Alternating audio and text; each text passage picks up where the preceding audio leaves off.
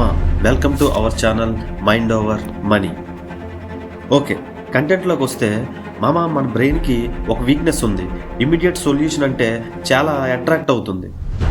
మామా, మనకు ఒక ఎమర్జెన్సీ వచ్చింది, అర్జెంటుగా ఒక 50,000 కావాలి. ఫ్రెండ్ని అడిగితే ఇవ్వడు. బ్యాంకుకి వెళ్ళాలంటే ప్రాసెస్ వెరీ స్లో.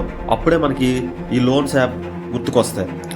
5 నిమిషాల్లో అమౌంట్ మన అకౌంట్లో పడిపోతాయి.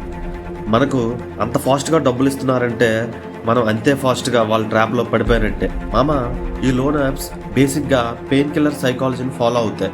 అంటే పెయిన్ కిల్లర్ పూర్తిగా పెయిన్ తగ్గించదు, టెంపరీ రిలీఫ్ని మాత్రమే ఇస్తుంది.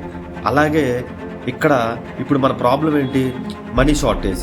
ఈ లోన్ యాప్స్ మనకి లోన్ రూపంలో మనీ ఇస్తుంది, అంటే టెంపరీ మనకు కొంచెం రిలీఫ్ని ఇస్తాయి. కానీ పెయిన్ కిల్లర్స్ ఎక్కువ వాడితే మన బాడీకి సైడ్ ఎఫెక్ట్స్ ఎలా వస్తాయో, లోన్ యాప్స్కి ఎడిక్ట్ అయ్యి మనీ రీపే చేయకపోతే వీటి సైడ్ ఎఫెక్ట్స్ మాత్రం మామూలుగా ఉండవు మామ. ముందు ఫ్రీక్వెంట్గా కాల్ చేస్తారు, తరువాత బెదిరిస్తారు, పబ్లిక్లో సేమ్ చేస్తారు. వీటన్నిటికంటే దారుణంగా మన కాంటాక్ట్ని యాక్సెస్ చేసి బ్లాక్మెయిల్ చేస్తారు. ఇలా ఎప్పుడైతే జరుగుతుందో అప్పుడే మన బ్రెయిన్లో పెయిన్ మొదలవుతుంది. కొంచెం గిల్ట్ ఫీల్ అవుతాం.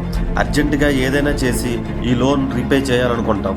ఇప్పుడే మామ అసలు కథ మొదలవుతుంది.